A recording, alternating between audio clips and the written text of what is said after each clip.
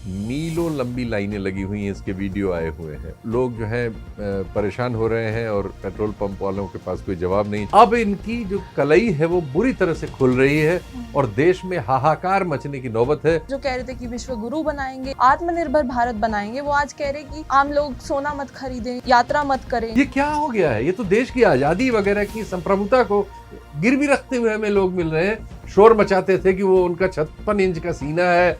हमारे महाबली का उन महाशक्तियों की ओर देखने की हिम्मत नहीं है। बोलना तो बहुत बड़ी बात है। हमारा जो शेयर मार्केट है वो पिछले 3 वर्षों में तो दुनिया का सबसे घटिया मार्केट में बदल गया है। कि मीडिया हमारे यहाँ वो एक्चुअली कुत्ते का रोल करता है, कटकरे कुत्ते का, जिसको ट्रेन किया गया हो लोगों को काटने के लिए। हम 6वें नंबर पर आ गए, इसलिए आए कि हमारे सब आंकड़े फर्जी थे। हम झूठ बोल के अपने को तीसरा चौथा बना रहे थे, पीठ ठोकवा रहे थे और मीडिया में हल्ला कर रहे थे। अमेरिका के ही किसी सेक्रेटरी ने बोला है, सेक्रेटरी रैंक के अधिकारी के, कि अब इंडिया के साथ हम रिश्ते सुधारने में हमें कोई दिलचस्पी नहीं है। हमारे पूरी राजनीति का, विचार का, बातचीत का, मीडिया का, सारे हमारे संवाद का लक्ष्य पाकिस्तान है और हमको उन्होंने पाकिस्तान से भी बदतर बना दिया है। मोदी जी के राज में हमारा टूरिज्म ही नहीं हो रहा, कोई आना ही नहीं चाहता। कि हम बहुत गंदे लोग हैं, हमारे यहाँ स्त्रियों के लिए शौचालय वगैरह नहीं मिलते और विदेशी स्त्रियां वगैरह जैसा उनका ओढ़ना पहनना बोलना है, ऐसी हमने भीड़ तैयार कर रखी है पुरुषों की, वो उनको खा जाने वाली मुद्रा में मिलते हैं और तमाम कांड होते रहते हैं हमेशा। इस तरह के घटिया लोगों की भरमार आ रही है जो सिर्फ गाय गोबर यही सब बेच रहे हैं, इसमें ठगी कर रहे हैं। हमने बताया कि हमारे प्रधानमंत्री चीन की ओर देख नहीं सकते, बोलना तो बहुत बड़ी बात है। हमारे यहाँ इन्वेंशन नहीं हो रहे हैं, हम किसी क्षेत्र में दुनिया में लेवरेज नहीं पैदा कर पा रहे हैं। हम दुनिया में सबसे ज्यादा घर में भी बाहर भी लेबर सप्लायर है। सारी दुनिया में हम झाड़ू पोछा करने, घर में चौकीदारी करने, छोटे मोटे काम करने वाले आदमी सप्लाई करते हैं और वही इजराइल, रूस, सब जगह वही हम करने जा रहे हैं। भारत में मुसलमान को दूर दूर हटो, वहाँ दुबई गए हुए तो उससे गले में झप्पी ले रहे हैं। वो कौन है भाई? डिप्लोमेसी है वो सबसे निचले मतलब स्तर पे चली गई। अब भारत को कोई सीरियस नहीं ले रहा है। तो किसी को गले में जकड़ लेना, किसी का हाथ पकड़ लेना, किसी के कान में कुछ बुदबुदा के खुद ही जोर से हंसने लगना, जिस जगह जाना वैसा मोरपंख लगा लेना, कभी वो पहन लेना, खी करना।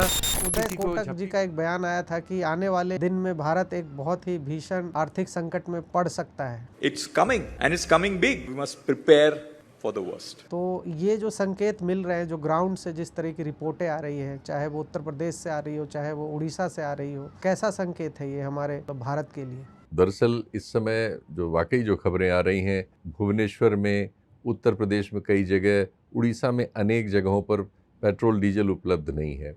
मीलों लंबी लाइनें लगी हुई हैं, इसके वीडियो आए हुए हैं। लोग जो हैं परेशान हो रहे हैं और पेट्रोल पंप वालों के पास कोई जवाब नहीं, चूँकि उनके पास सप्लाई के लिए तेल ही नहीं पहुंचा, कैसे दें इसको। प्रोफेसर अरुण कुमार एक अर्थशास्त्री हैं और उन्होंने अभी एक बयान दिया है कि हमारे पिछले जो 75 दिन युद्ध के दौरान ये गुजरे हैं, जो फरवरी में आखिर में शुरू हुआ और अब तक जारी है, इसमें हमारे देश में 700 से ज़्यादा मालवाहक जहाज़ों को तेल गैस लेके आना था। तो उसमें आया है कि 700-750 जहाज़ की जगह कुल 10 या 12 जहाज़ अब तक पहुँचे हैं इतने दिनों में। आप शॉर्टेज समझ सकते हैं। हमारा जो भंडारण क्षमता है वो भी 30 दिनों से ज़्यादा की नहीं है। कहा जा रहा है वो आधी डिप्लीट हो चुकी है इस चक्कर में, चूँकि हम बीच में चुनाव लड़ रहे थे और चुनाव के दौरान हम झूठ बोल रहे थे कि सब चंगा सी। तो ये जो कठिनाई और परिस्थिति आई, दरअसल मोदी सरकार का टेस्ट नहीं हुआ था। मोदी सरकार के आने के बाद इनकी किस्मत अच्छी रही कि तेल के दाम दुनिया के बाजार में, जो मनमोहन सिंह जी के ज़माने में था, उनको 105 से 108 डॉलर का एवरेज देना पड़ा अपने 10 सालों में, डॉलर पर बैरल का। इनको वो मिला करीब 58 से 65 के बीच। कोई 62 से 65 बताता है, कोई 58 से 65 के बीच, क्योंकि बीच में एक बार विंडफॉल आया था। रूस से एक बहुत सस्ता तेल 40 से 45-48 तक भारत को मिल रहा था डॉलर पर बैरल। तो ये जो है, जो विंडफॉल मिला, इससे इनको 11-12 साल सस्ता तेल मिलने की वजह से ये अर्थव्यवस्था में धमा चौकड़ी मचाते रहे और अपनी पीठ ठोकते रहे, कथित विकास बताते रहे। एक्चुअली वो हमारी इंपोर्ट बिल की वजह से था, क्योंकि हमारा जो इंपोर्ट बिल है उसका एक बड़ा हिस्सा 21-22% तेल खरीदने में ही खर्च होता है। अब इनको देना पड़ रहा है 100, 90, 95, कई बार 105, कई बार स्पॉट परचेज पे उससे ज़्यादा, और खरीद ही नहीं पा रहे हैं। तो अब इनकी जो कलई है वो बुरी तरह से खुल रही है और देश में हाहाकार मचने की नौबत है। बहुत कठिनाइयों में गरीब आदमी पड़ता चला जा रहा है, क्योंकि आय करीब 70% लोगों की ऑक्सफैम की रिपोर्ट के अनुसार उसमें कोई वृद्धि नहीं हुई है मोदी जी के ज़माने में। तो जो मोदीनॉमिक्स है वो अब चौराहे पर फेल होती हुई हमारे सामने है और हम पा रहे हैं कि चीज़ों के उनके पास कोई वैधानिक उत्तर नहीं है, जार्गन्स हैं और इलेक्टोरल आप कह सकते हैं कि सिर्फ चुनाव जीतने की योजनाओं में उनकी सफलताएं हैं, बाकी अर्थव्यवस्था को संचालित करने में वो नितांत असफल हुए हैं। उनके 3 सलाहकार, इसी से पता लगता है कि उनके पास कोई कंसिस्टेंसी नहीं है। 3 प्रधानमंत्री के आर्थिक सलाहकार अपना दफ्तर छोड़ चुके हैं और जिन्होंने दफ्तर छोड़ा है बाहर निकल के उन्होंने कोई इनके बारे में अच्छी बात नहीं कही है। इसका मतलब नीतियों का अभाव है और नॉलेज का भी अभाव है जो अर्थव्यवस्था के क्षेत्र की होनी चाहिए। मनमोहन सिंह जी का आपने जिक्र किया, इतने बड़े अर्थशास्त्री जिन्होंने देश को बहुत बड़े इकोनॉमिक क्राइसिस के ज़माने में संभाल लिया। उन्होंने 2014 में एक बात कही थी नरेंद्र मोदी जी के बारे में। उन्होंने कहा कि it will be disasters for the country to have Narendra Modi as a prime minister, कि अगर नरेंद्र मोदी देश के प्रधानमंत्री बन जाते हैं तो देश के लिए बहुत खतरनाक, दुर्भाग्यपूर्ण होगा। जी, क्या आपको लगता है कि आज जो देश के हालात हैं तो मनमोहन सिंह जी ने जो बात कही प्रधानमंत्री मोदी के बारे में वो आज सच साबित हो रही है? वो एक सभ्य इंसान थे, पढ़े लिखे इंसान थे, डेमोगाग नहीं थे, नेता नहीं थे उस तरह के। विपक्ष ने तो उनके बारे में और खासकर मोदी जी वगैरह ने तो उनको हर बात पे उनका मजाक उड़ाया। लेकिन जिन जिन बातों पर उन्होंने मजाक उड़ाया, चूंकि ये डिजिटल दुनिया है, वो सब चीज़ रिकॉर्ड्स मौजूद हैं। चाहे रुपए के गिरने के सवाल पर मोदी जी के व्याख्यान सुन लीजिए जो 14 से पहले उन्होंने दिए हैं, चाहे गोल्ड के बारे में जो उन्होंने बात की थी, या देश की किसी भी नीति के बारे में जो मनमोहन सिंह के ज़माने में ऑप्ट हुई, जो बातें मोदी जी ने कही थी, अब वो सब वीडियो उनके अपने कारनामों के विरुद्ध सामने आके सवाल की तरह खड़े हैं और मोदी जी उन सवालों के सामने लापता है। ये तो मीडिया है जो इस समय इस तरह का मीडिया है जो उनकी हर बात में उसकी पॉलिश करता है और उसको छुपाता है, उसकी ओर से विपक्ष पे और सवालों पे हमला करता है। मतलब मीडिया मैनेजमेंट की वजह से वो अभी तक कायम है, वरना नीतियों की असफलताएं तो उनकी इतनी विकराल हैं और इस देश को इतनी कीमत अब चुकानी पड़ रही है और चुका रहा है देश। और लगातार लोकतंत्र में हमारी रैंकिंग, प्रेस फ्रीडम में हमारी रैंकिंग, ह्यूमन इंडेक्स में हमारी रैंकिंग, गरीबी में हमारी रैंकिंग, सब चीज़ों में हमारे पास जो आंकड़े हैं, इवन हमारे आंकड़े बनाने में हमारी रैंकिंग आजकल मानी जा रही है दुनिया में कि हम उसमें जालसाजी करते हैं। तो इसी से समझ लीजिए हम कहाँ आ गए। देश में एक बहुत बड़ा इकोनॉमिक क्राइसिस आने वाला है। जो प्रधानमंत्री के रीसेंट बयान है एक तरह से वो उसी की तरफ इशारा कर रहे हैं। तो जो प्रधानमंत्री इस तरह की भाषा लेके आए थे, जो कह रहे थे कि विश्व गुरु बनाएंगे, आत्मनिर्भर भारत बनाएंगे, वो आज कह रहे कि आम लोग सोना मत खरीदें, यात्रा मत करें। आम लोगों से कहा जा रहा है कि वो सैक्रिफाइसेस करें, लेकिन प्रधानमंत्री और उनकी सरकार की कोई अकाउंटेबिलिटी नहीं है। पहले आत्मनिर्भरता ही खतरे में आ गई है भारत की, क्योंकि अब तो ये दुनिया कहने लगी है और ये सर्वस्वीकृत तथ्य सामने है कि कम बोलने वाले, रिजर्व रहने वाले एक सभ्य इंसान मनमोहन सिंह जी भी, अमेरिका हो, भारत हो, कहीं हो, अंतर्राष्ट्रीय मंचों पर जो बात कहनी चाहिए भारत को, भारत होने के नाते वो कहने में चूकते नहीं थे। अब वो वीडियो आजकल घूम रहा है जिसमें उन्होंने इराक पर अमेरिका के हमले को गलत बताया था, उनके सामने कहा था it was a mistake of America. लेकिन वर्तमान प्रधानमंत्री उनको नाम लेके कहे हुए किसी सवाल पर अमेरिका की ओर देखने तक की हिम्मत नहीं जुटा पा रहे, बल्कि उन्होंने अपने भारतीय हितों को, साफ नजर आता है कि अमेरिका के हाथ उनको हम बार बार सौंपते हुए देख रहे हैं और उन पर आरोप लग रहा है कि एक उद्योगपति जो उनके दोस्त हैं उनकी संरक्षा में वो भारतीय हितों की बलि अमेरिका के सामने चढ़ा रहे हैं। अमेरिका महंगे हथियार हमें बेचने की कोशिश करता है, महंगा हाइड्रोकार्बन बेच रहा है और हम उससे ज़्यादा खरीद रहे हैं। अब ये किसका नुकसान कर रहे हैं? अगर कोई चीज़ बाजार में हमें 1 रुपए की मिल रही है, उसकी जगह हम 2 रुपए की अमेरिका से खरीद के अमेरिका को खुश करने का काम कर रहे हैं, तो ये देश हित कैसे हुआ? और ये हम ऑन रिकॉर्ड कर रहे हैं। हम उनसे महंगी LNG खरीद रहे हैं जिसका भाड़ा ज़्यादा है, जिसका समय ज़्यादा है, जिसकी कीमत ज़्यादा है। महंगा हम क्रूड खरीद रहे हैं जिसका भी भाड़ा ज़्यादा है, इंश्योरेंस ज़्यादा है और उसकी समय सीमा पहुंचने की ज़्यादा है। पिछले 2025 में हमने यही किया। हमने सस्ता क्रूड की जगह महंगा क्रूड खरीदा और उनकी वजह से हमने ईरान से क्रूड खरीदना और तेल खरीदना बंद किया 19 में। इस समय हम रूस से खरीदना बार बार बंद कर रहे हैं और अब हम इस समय परमिशन मांगने गए हुए हैं वहां कि हमको साहब फिर से रूस से खरीदने की परमिशन दीजिए। ये क्या हो गया है? ये तो देश की आज़ादी वगैरह की संप्रभुता को गिरवी रखते हुए हमें लोग मिल रहे हैं जो इसके पहले शोर मचाते थे कि वो उनका 56 इंच का सीना है और वो बड़े बहादुर हैं और मनमोहन सिंह बड़े कायर हैं और ये है और वो है। और हम पाते हैं कि चीन का सवाल हो या अमेरिका का सवाल हो, दो महाशक्तियां जो आमने सामने हैं, हमारे महाबली का उन महाशक्तियों की ओर देखने की हिम्मत नहीं है। बोलना तो बहुत बड़ी बात है। ये जो डिबेट चल रहा है मीडिया में कि भारत एक आर्थिक संकट के मुहाने पर है, लेकिन जो गोदी मीडिया का जो कार्यक्रम हो रहे हैं किस तरीके से वो ये दिखाने की कोशिश कर रहा है कि ये एक वैश्विक संकट है, यानी ये ग्लोबल क्राइसिस है और इसमें सिर्फ भारत ही नहीं, दुनिया के तमाम देश जो ऑयल वगैरह पे निर्भर है वो सभी देश में मतलब पेट्रोल के प्राइसेस बढ़े हैं। लेकिन आपको नहीं लगता कि ये जो क्राइसिस आई है वो किसी एक दिन की क्राइसिस नहीं है या 1-2 महीने की क्राइसिस नहीं है? इसके जो डेंजर साइन है वो एक ही आंकड़ा लें, युद्ध तो हमारा 28 फरवरी को 2026 में शुरू हुआ है। 28 फरवरी 2026 के पीछे चले जाएं, दुनिया में पिछले 2 सालों में जो करेंसी प्रमुख करेंसीज में डॉलर के अगेंस्ट सबसे नीचे गई है वो भारतीय रुपया है। इसका क्या उत्तर है इन कलाकारों के पास?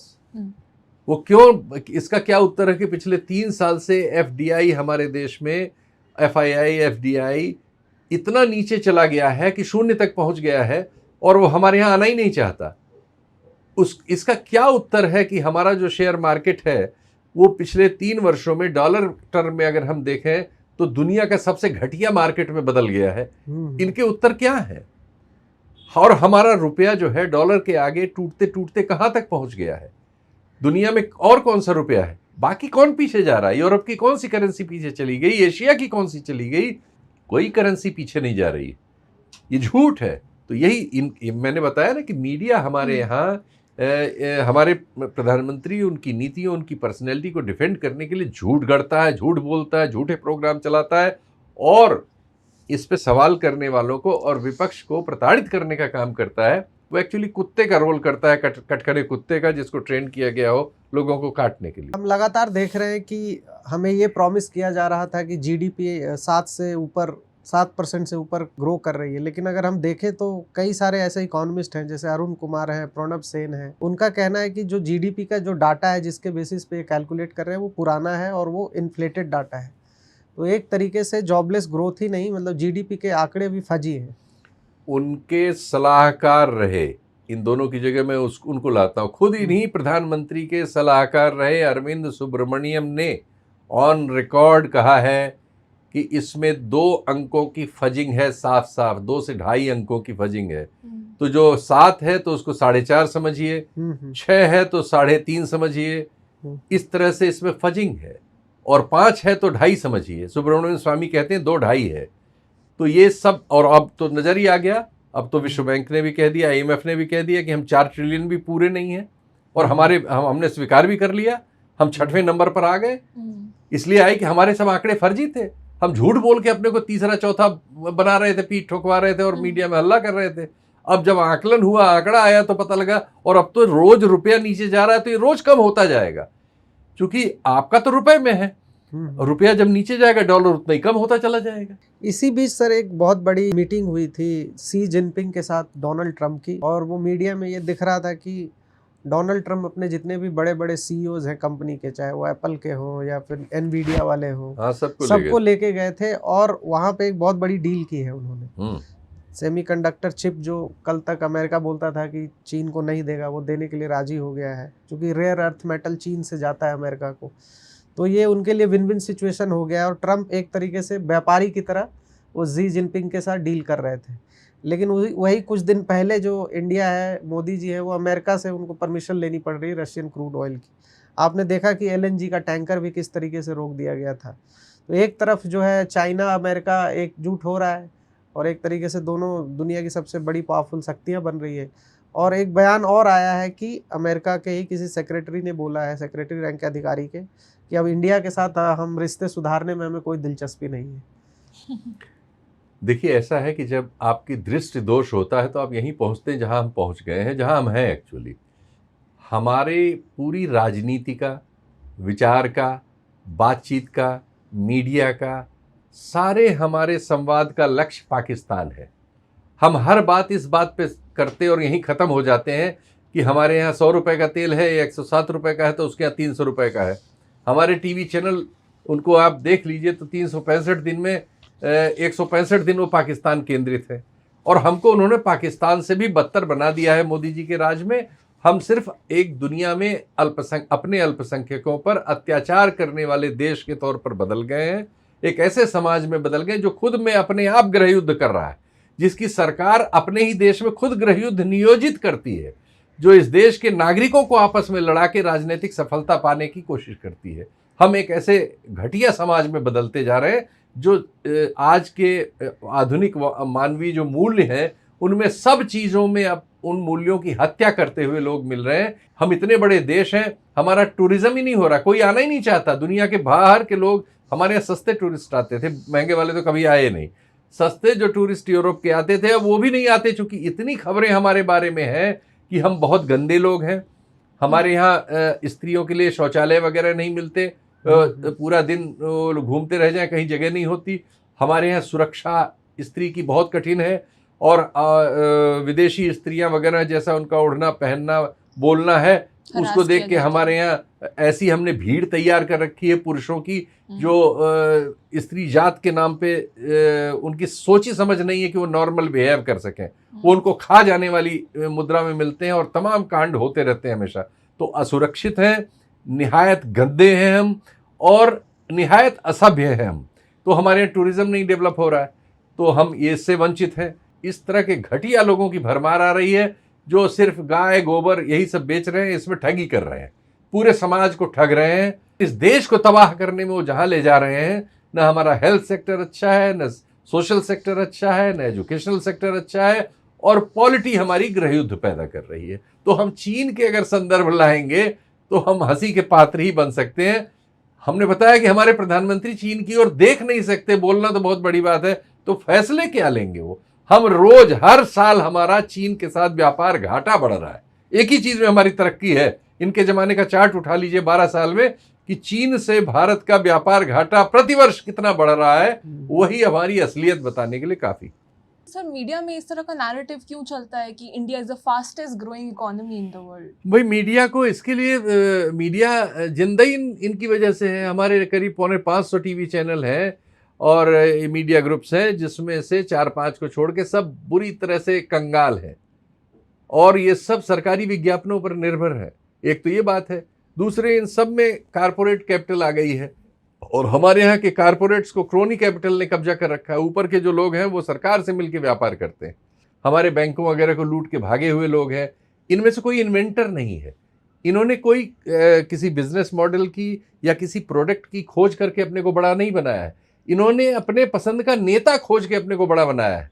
अपनी पसंद के नेता को बड़े पदों पर लाते हैं, फिर उससे ये सिस्टम की लूट के जरिए अपने को बड़ा बना लेते हैं। ठेका पट्टी सब लूट लेते हैं, संसाधन लूट लेते हैं, और जो देश में संसाधन है वो इस तरह के कानून कायदे बनवा लेते हैं कि वो इनके हाथ में चले जाते हैं फ्री में। और हमारा जो बैंकिंग सिस्टम है, बीमा का सिस्टम है, इंश्योरेंस सिस्टम है, उससे सबसे बहुत सारा ये लूट मार कर लेते हैं। यही कर करके हमारे लोग बड़े हुए हैं कथित तौर पर। तो इससे क्या हो रहा है कि हमारे यहाँ इन्वेंशन नहीं हो रहे हैं, हम किसी क्षेत्र में दुनिया में लेवरेज नहीं पैदा कर पा रहे हैं। चीन ने क्यों आज वो अमेरिका उसके पास इतनी बड़ी फौज लेके अपने उद्योगपतियों की गया, और लगभग उसने एक और बात इन्होंने नहीं कही अपने सवाल में, मैं बता रहा हूँ, ताइवान पर अमेरिका ने अपने आप को नरम कर लिया है। एक तरह से ताइवान हार के लौटा है ट्रंप इस बार। ये बहुत बड़ी परिघटना हुई है, बिना लड़े चीन को ताइवान मिल गया है झोली में। ताइवान पे काफी नरम रुख है। सर, अगर एक सेकंड के लिए मान भी ले कि India is the fastest growing economy in the world, तो अरे भाई कैसे मान ले, कोई असर क्यों नहीं आ कैसे रहा? मान ले? जॉब्स कहाँ? ये सब मानने का, हमारे पास 150 करोड़ आबादी है, हमारी पर कैपिटा इनकम जो है बढ़ी नहीं रही है। 2800-2700 है, उसमें जो हमारे बड़ी आबादी वाले राज्य हैं उत्तर प्रदेश, बिहार वगैरह, बिहार की 800 है। 800 होती है वो सब सहारन अफ्रीका के दलित देशों की, सोमालिया वगैरह की। सर्विस सेक्टर में सबसे जो ग्रोइंग कंट्रीब्यूशन होता है वो है आईटी सेक्टर का। जी जी। और आईटी सेक्टर जब से ये एआई बूम आया है, जिस तरीके से अब कोडिंग रिलेटेड जॉब्स एआई के द्वारा हो रहे हैं जी। तब से ये खबर आ रही है, कई सारे एक्सपर्ट ये क्लेम कर रहे हैं कि आने वाले 18 महीनों में जो आईटी सेक्टर इंडिया का है वो और एक तरीके से कोलैप्स हो जाएगा, क्योंकि 24 महीने, 18 महीने, 30 महीने, इस तरह की कई फिगर्स हैं। इनको हम सबसे लंबी फिगर 30 महीने की ले लें, या चलिए तो यानी 30 महीने के बाद हमारे पास इस सेक्टर का जो हमारा सबसे प्रमुख सेक्टर है और हमारी जो बाहर से आने वाली इनकम, उसका मतलब उसकी ग्रोथ जो है 55% के आसपास थी हमारी। तो यही एक सेक्टर था जिसमें हम आगे थे, जिसकी वजह से हम अर्थव्यवस्था में अपनी पीठ ठोक रहे थे। इसके बाद हमारे पास सिर्फ लेबर रह जाएगा। हम दुनिया में सबसे ज़्यादा, घर में भी बाहर भी लेबर सप्लायर है। सारी दुनिया में हम झाड़ू पोंछा करने, घर में चौकीदारी करने, छोटे मोटे काम करने वाले आदमी सप्लाई करते हैं, और वही इजराइल, रूस, सब जगह वही हम करने जा रहे हैं। हमारे पास और कुछ नहीं है। मनुष्य जो हमारे मनुष्य से मनुष्य पैदा हो रहे हैं, उनको भेज के उनसे, उनके रेमिटेंस से हम अपनी ये अय्याशी हो रही है हमारे नेताओं की कि दुनिया में सबसे ज़्यादा विदेश घूमने वाले प्रधानमंत्री भारत के हैं। मैं उस पे लगभग 100 देशों में घूम चुके हैं ये, अभी फिर निकले हुए हैं। सबको तेल कमी करने का वो कर रहे हैं, फिर घूमने निकले हुए हैं। भारत में मुसलमान को दूर दूर हटो, वहाँ दुबई गए हुए तो उससे गले में झप्पी ले रहे हैं। वो कौन है भाई? वो कुछ स्पेशल मुसलमान होते हैं, कुछ साधारण मुसलमान होते हैं। तो अजीब समस्या है। 100 से ज़्यादा देशों की यात्राएं अपने कार्यकाल में नरेंद्र मोदी जी कर चुके हैं। उसके बाद भी भारत की जो डिप्लोमेटिक नीति है, डिप्लोमेसी है, वो सबसे निचले मतलब स्तर पे चली गई है। अब भारत को कोई सीरियस नहीं ले रहा। जैसा कि हम कह रहे थे कि चाइना और अमेरिका के बीच डील हो गया है, ताइवान के मुद्दे पे भी अब ट्रम्प मान गए हैं। तो इन सब से फ़ायदा क्या हो रहा है? क्योंकि जो आंकड़े हैं कि कितना विदेश दौरों पे इन्होंने खर्च किया है, उसके आंकड़े सुन के तो आप और हम दंग रह जाएंगे। तो क्या आपको लगता है कि मोदी जी ने विदेश नीति के साथ साथ आर्थिक नीति के साथ साथ सारी नीतियों को कूड़े में फेंक दिया है? भाई देखिए, जैसे आर्थिक मामलों में हुआ कि आप 3-3 बार अपने सलाहकार बदलने पे मजबूर हैं। जिनको जिनको आपने सलाहकार बनाया, बाहर निकल के उन सब लोगों ने आपकी कार्य प्रणाली की आलोचना की। आपके अपने बनाए हुए लोगों ने, आपसे पहले किसने की और बाद में कौन कर रहा है उसको छोड़ देते हैं। जिन्होंने आपके साथ काम किया, आपके खुद के इंटरव्यू है कि आप कोई फाइल नहीं पढ़ते। तो इससे पता लगता है कि आपका खुद का, आपने कहा खुद स्वीकार्य है, मैं नहीं आरोप लगा रहा हूं, आपने खुद कहा आप फाइल नहीं पढ़ते। तो आप फाइल नहीं पढ़ते, आप खुद कह चुके आप ठीक से पढ़े लिखे नहीं हैं। और जो आप बोलते हैं बाहर, उससे भी पता लगता है कि निश्चित तौर पर आप नेता बहुत बड़े हो सकते हैं, आपके भाषणों में बहुत से लोग मोहित हो सकते हैं, आपके व्यक्तित्व से बहुत लोग प्रभावित हो सकते हैं, मेरी उनसे कोई आपत्ति नहीं है। लेकिन एक नागरिक के तौर पर मुझे आप में ऐसी कोई योग्यता नजर नहीं आती जिससे अंतर्राष्ट्रीय स्तर पर, अंतर्राष्ट्रीय रंगमंच पर कोई आपसे प्रभावित हो। तो किसी को गले में जकड़ लेना, किसी का हाथ पकड़ लेना, किसी के कान में कुछ बुदबुदा के खुद ही जोर से हंसने लगना, और कपड़े 25 तरह के बदल लेना, जिस जगह जाना वैसा मोरपंख लगा लेना, कभी वो पहन लेना, मुझे नहीं लगता कि ये कोई राजनय है। दुनिया में मैंने तो नहीं पढ़ा लिखा है, मैं बहुत पढ़ा लिखा नहीं हूँ मैं भी, लेकिन जो थोड़ा बहुत पढ़ सकता हूँ, अक्षर ज्ञान है मुझे, उस अक्षर ज्ञान के जरिए भी अगर हम पढ़ते हैं ये सब, इतना कोई भी गूगल कर सकता है, कोई भी चीज़ों को पढ़ सकता है। एक क्वेश्चन हम किसी भी एआई के टूल पे डाल के पूछ सकते हैं कि विदेश नीति को क्या क्या चीज़ें प्रभावित करती हैं। क्या कपड़े बदलना, खीखी करना, किसी को झप्पी मार लेना, बहुत यात्राएं करना, अच्छे जहाज में चलना, अच्छी खुशबू लगाना, ये चीज़ करती हैं या कुछ और? तो मेरा ख्याल है कि कोई भी इसका प्रयास कर सकता है और करना चाहिए। आप सबको, जो भी इस कार्यक्रम को देख रहे हो, अपने लेवल पे खुद पढ़ लीजिए, मेरे कहना मत मानिए। पूछिए कि क्या ये चीज़ें प्रभावित करती हैं। उससे ये भी पूछिए कि ये सब करके भारत को 12 साल में क्या क्या मिला है। आपको अपने आप उत्तर मिल जाएगा। मेरे कहने से कोई उत्तर से आप सहमत न होइए, स्वयं जांच कीजिए, मैं तो हमेशा ये कहता हूँ।